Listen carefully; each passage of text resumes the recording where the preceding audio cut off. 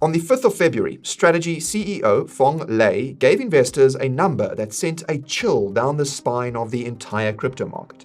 He said Bitcoin would need to fall to $8,000 before the company faced a critical failure point on its debt. Now, on the surface, that sounds reassuring. $8,000 is miles away from where we are today. But here's the uncomfortable truth. Strategy, the company that pioneered the Bitcoin treasury model, is currently underwater on its massive bet. With an average purchase price of over $76,000 per coin and Bitcoin trading in the $60,000 range, the buffer is gone. And they aren't alone. Dozens of copycat companies that followed Michael Saylor into the breach are now sitting on massive unrealized losses. The digital asset treasury sector is facing its biggest stress test since the model was invented. And if these dominoes start to fall, the selling pressure could be unlike anything we've seen before. So, is the corporate treasury model broken? Are we looking at a cascading liquidation event that could push Bitcoin to the Stone Age? Or is it just a healthy shakeout of the weak hands? And that is exactly what we are going to be diving into today. My name is Nick, and you're watching The Coin Bureau. First things first, let's look at the elephant in the room. Strategy, formerly known as MicroStrategy. As of mid-February 2026, Strategy holds a staggering 717,131 Bitcoin. That is roughly 3.4% of every Bitcoin that will ever exist. They acquired this stack for a total cost of about $54.5 billion, which puts their average purchase price at approximately $76,027 per coin. Now, with Bitcoin recently trading between $66,000 and $68,000, that means the world's largest corporate Bitcoin holder is officially underwater. They are sitting on an unrealized loss of nearly $6 billion. But the headline that grabbed everyone's attention wasn't the unrealized loss. It was the $8,000 figure they mentioned during their Q4 earnings call. CEO Phong Lei stated that if Bitcoin were to drop to $8,000, the value of their Bitcoin reserve would roughly equal their net debt. At that point, the maths breaks down. But, well, what does that actually mean? To understand this risk, you have to look under the hood of their debt structure. Strategy has accumulated about $8.2 billion in convertible senior notes. Now, this is where things get a bit technical, so listen carefully. Unlike a margin loan you take out on a crypto exchange, these convertible notes do not have a traditional liquidation price. They are unsecured, and that means Bitcoin is unencumbered. No one can force Strategy to sell its Bitcoin just because the price drops below their cost basis. The $8,000 figure is a theoretical solvency floor, not a liquidation trigger. Basically, at $8,000 per coin, their 717,000 Bitcoin would be worth about $5.7 billion, which is roughly equal to their net debt after you account for their cash reserves. So Strategy isn't going to get a margin call tomorrow, but that doesn't mean that they are out of the woods. The real danger lies in the calendar. The first major hurdle comes in September 2027. That is when holders of over $1 billion in convertible notes can demand cash repayment if the stock price isn't performing. If Bitcoin is languishing in a bear market at that time, Strategy can't just print more shares to pay them off without diluting shareholders into oblivion. They would need cash, and to get cash, they might need to sell some Bitcoin.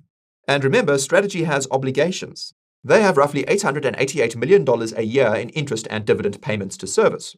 Sure, they have $2.25 billion cash reserves right now, which buys them about 2.5 years of runway. But if we enter into a prolonged crypto winter, that runway starts to look a lot shorter. There is a caveat here though, and that is that Michael Saylor came out a few days ago and said that the long-term plan is to, quote, equitize that debt over time. And this could reduce the risk of debt exceeding the size of the available Bitcoin. But while Strategy has a fortress balance sheet designed to weather the storm, the same cannot be said for the copycats.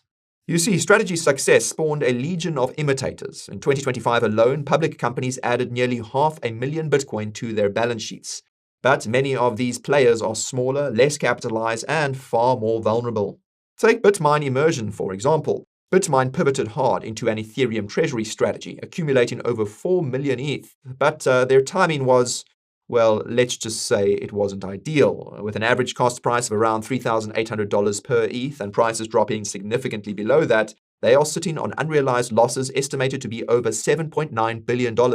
That is a massive hole in the balance sheet, and unlike Strategy, which has a legacy software business generating cash, many of these copycat firms are pure play crypto bets. If their assets drop, their equity value evaporates and their ability to raise money to service their debt vanishes. And we are already seeing the smart money head for the exits. Just a few days ago, on the 17th of February, filings revealed that billionaire investor Peter Thiel and his founders fund fully exited their position in ETHZilla. They sold everything. Now, when one of the smartest macro investors in the world dumps his entire stake in a digital asset treasury firm, it sends a signal. It suggests that the easy money phase of the treasury trade is over. And it gets worse. Galaxy Digital recently warned in their annual report that 5 or more of these digital asset treasury companies are at a high risk of a failure or forced liquidation. And this brings us to the systemic risk. The nightmare scenario isn't just one company failing, it's the contagion. And speaking of staying ahead of contagion and market risks, you need to be where the news breaks first. The Coin Bureau Telegram channel is where we share the latest breaking news, provide deep dive alpha, and give you the most important market updates, all pinged directly to your device so you don't miss a thing. Whether it's Peter Thiel selling out of a digital treasury company or a new regulatory crackdown, our members knew about it first. So, sign up today using the link down below or by scanning this QR code over here. Now, back to the risks. We are looking at a dual threat to Bitcoin's price, a demand shock and a supply shock. First, the demand side. For the last 2 years, these corporate treasuries have been a massive source of buying pressure. Strategy alone bought 41,000 Bitcoin in January 2026.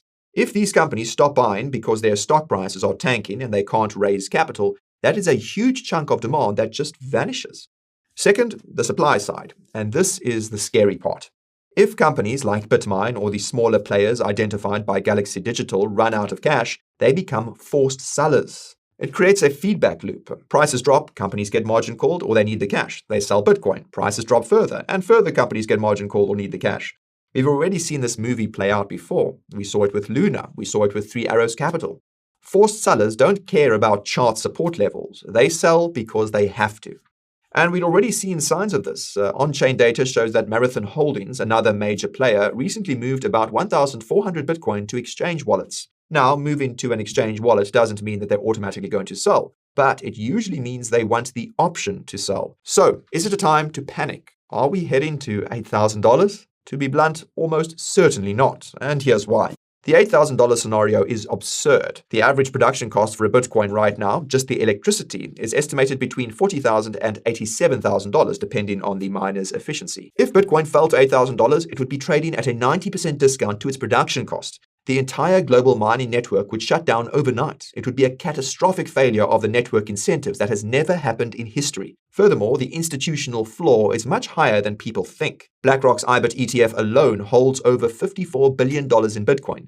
Sovereign wealth funds are buying, pension funds are buying. These players are not momentum traders using 100x leverage. They are allocating for the next decade. If Bitcoin were to drop to $30,000, let alone $8,000, the institutional capital on the sidelines would likely step in aggressively. So, what is actually happening? We are likely witnessing a healthy consolidation. The treasury model isn't broken, but the copycat model is. In 2025, it was just too easy. Any company could just buy some coins and watch their stock pump. That was a bubble.